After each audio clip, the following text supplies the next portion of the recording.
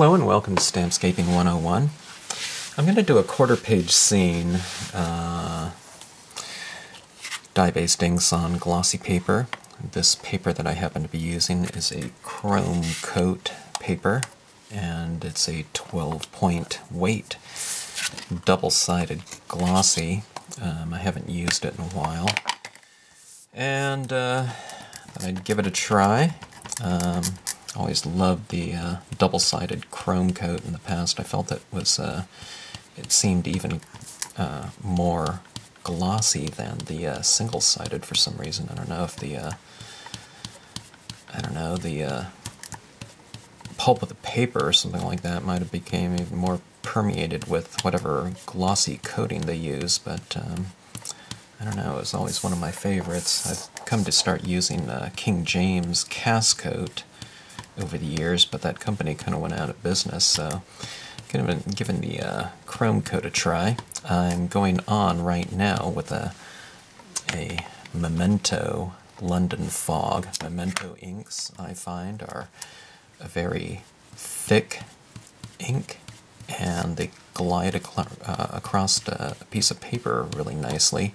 So again, even if you give it a really strong, application of it, onto a glossy cardstock, it still gives you plenty of time to spread it around, and really that's not really a bad technique, as far as applying ink like that on your first coat. It spreads really quite nicely as a base layer. So if you're ever going to be doing this technique right here, I always say this on these videos, but I'd really strongly recommend applying the first coating with one of the thicker styles of inks. Memento is a good choice. Any of the Ranger inks are really good. They tend to be a little bit more thick than, say, the Marvy inks. And, just to reiterate, the Marvy inks, which I use on most of my scenes, the inks are a little bit thinner in terms of their whatever binder that company uses, and they're just as rich as any other color, but but like I said, that binder, whatever they use in there, is a little bit thinner, so those ones are really good choices for colors after the first or second layer of the thicker styles of ink. The thinner inks penetrate the paper, and they will apply onto the card nicely. If you use all thick inks, what happens is you'll find that, you'll get into 2 or 3 inks, and, they're so thick and they don't dry as quickly, so it's almost like you're wiping off ink, rather than applying it down. So thick to thin is is my method of choice. If you only have thick inks, though, there's a couple easy solutions that you can do. It just adds an extra step, as you can kind of wait till one layer of ink sets up a little bit more. I wouldn't let it dry completely, but let it dry a little bit before going on to your next ink, and that should do the trick. Or just a quick heat setting, let it dry off a touch. I'm using the Marvy Black right now. What I'm doing right now in this scene, I haven't stamped in a few weeks, and what I like to do is, it's just like if you're a musician or something like that and you want to kind of get back into it, it's just like going through and playing some scales, and I'm just doing a real basic value scheme right here. I have this kind of little composition in mind, and I'm just going to do a real basic monochromatic color palette right here, and kind of looking over some of my new designs from 2012. As you kind of go through these, sometimes different compositions come to mind, and I was thinking about a stamp I had by this artist called Gorey. I mounted this myself. It was in unmounted pack, I believe. Actually, I believe it was a mounted pack, but it was on those little sponge things, those little sponge things that you break apart, and I think I just remounted it onto my own wood. Kind of had those little foam style packs, like in gift stores or something like that. But anyways, I have these kind of a swamp elements, and I thought the little creature would go really nicely with some of these Spanish moss branches. Okay, so anyways, adding on here.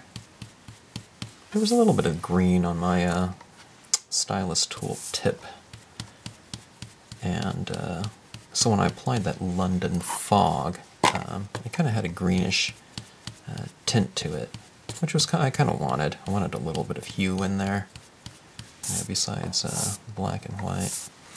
Anyways,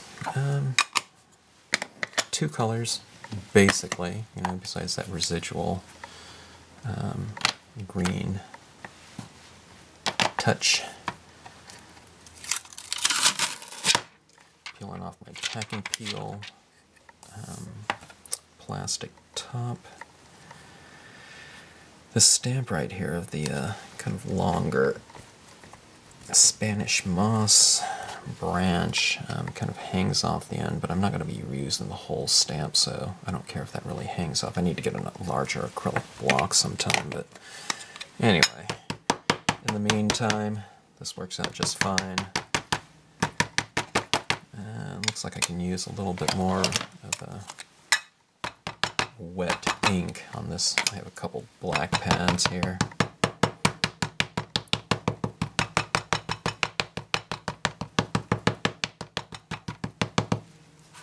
Okay, and I'm going to have that coming in kind of from the top of the page, the top of the card, into the scene.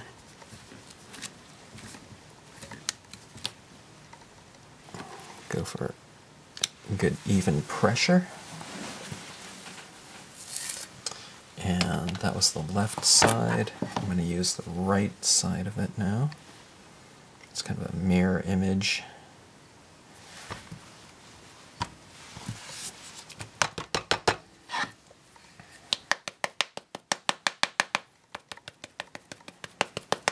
Kind of when you ink up your stamps, kind of dab like this. Don't squeeze it into that, otherwise it's going to get into the detail, but just lightly dab like this, and what you'll get is, little beads of ink start to build up on the rubber surface. Use less pressure, if your pad is really super juicy and moist, so that you won't over ink. Okay, and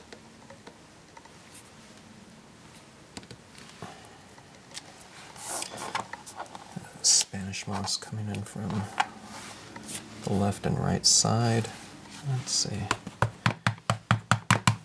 We'll go for a couple more branches.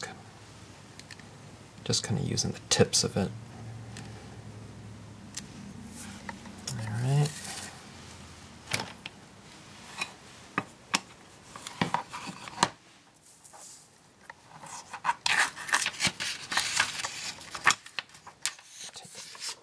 So you can see it a little bit easier.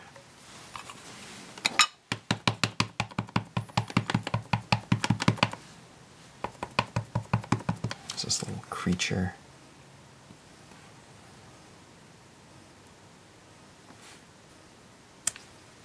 All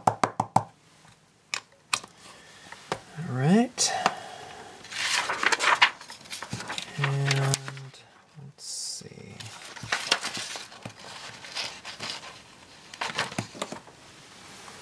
I need some kind of surface down here. Maybe I'll put him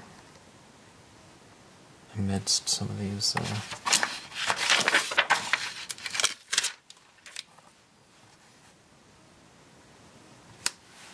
other kind of swamp icons. I forget what they call those. I think they call let me see, knees, Cypress knees with a K-N-E-E.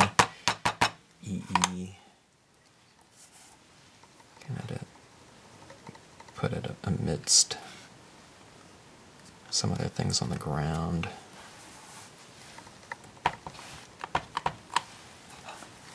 Change the height of it a little bit for variation. Yeah, that looks good. I'll go with another one on this side. Remember, with all these, you know, when you're using landscape imagery, you don't have to use the entire stamp. That goes for large stamps especially, but even small stamps, you can just use portions of it. You know, it's not like we're using, it's not like stamping out a saying or something like that, a word stamp, you know, where you want the whole thing in there. You know, these are always just little elements. Let's see here.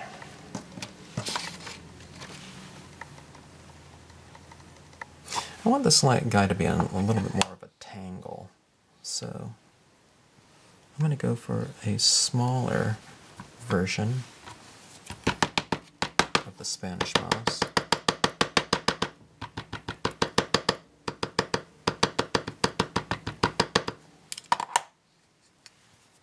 Have it coming in from this way.